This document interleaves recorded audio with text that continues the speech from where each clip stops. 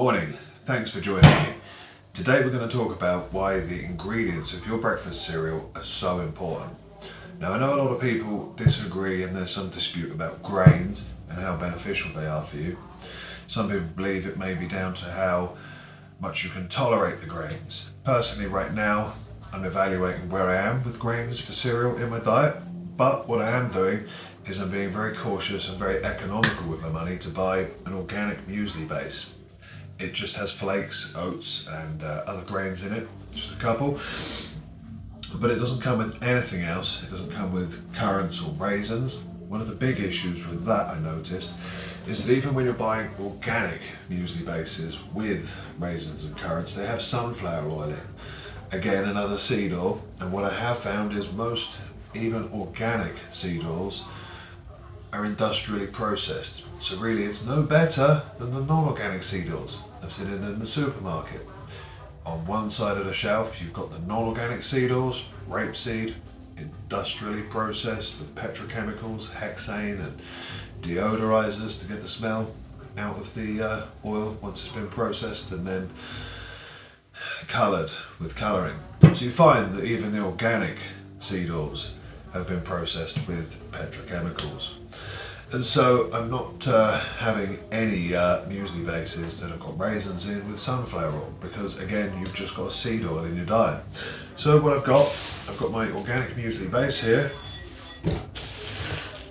which is nice and cheap to buy.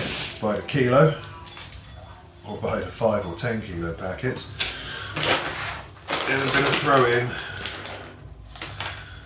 some raisins, organic raisins of course, that don't have seed oil in to stop them clumping up. I mean, how difficult really is it to take them out of a packet and put them in your cereal dish? So I'm mixing in some organic cacao nibs and some organic goji berries,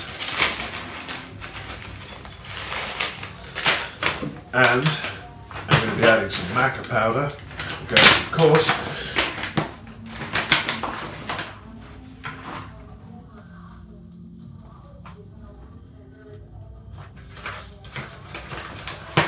And on top of that, what I'm also going to add in is some organic bitter apricot kernel. Now the great thing about this is there's evidence to show that it's anti-cancer, and it's also great for your skin if you use it as an oil.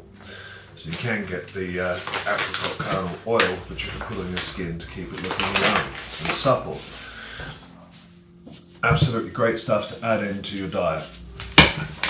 What I'm also hoping to add in, was going to add in, is some nice local honey. Again, not the stuff that you buy in the supermarket, because that's basically, for the most part, junk, unless you're buying the high-end expensive Manuka. But yeah, really try to avoid the supermarket honeys, which have been irradiated and pasteurized. There's really no goodness left in those. So today I'm going to go out to the market and find myself some extra honey. But for now, it's breakfast without honey, which is a shame. But what I have got is raw unpasteurized milk. So you've got all the good bacteria left in it. Again, it hasn't had the goodness blasted out of it. And what you really want to be watching out for is the homogenized milk, which is pretty much what they sell in every supermarket. There's a lot of evidence out there to show that the homogenized milk causes strokes, it causes Alzheimer's. There's actually massive heart issues and health issues with homogenized milk, and lo and behold, you find that the supermarkets, even many of the organic milks, are homogenized. So that's something you really need to avoid. So you can get milk delivered, certainly in England, that isn't homogenized, but you need to go to a local farm or a local farm shop to find unpasteurized milk, which is really demonized by the mass media.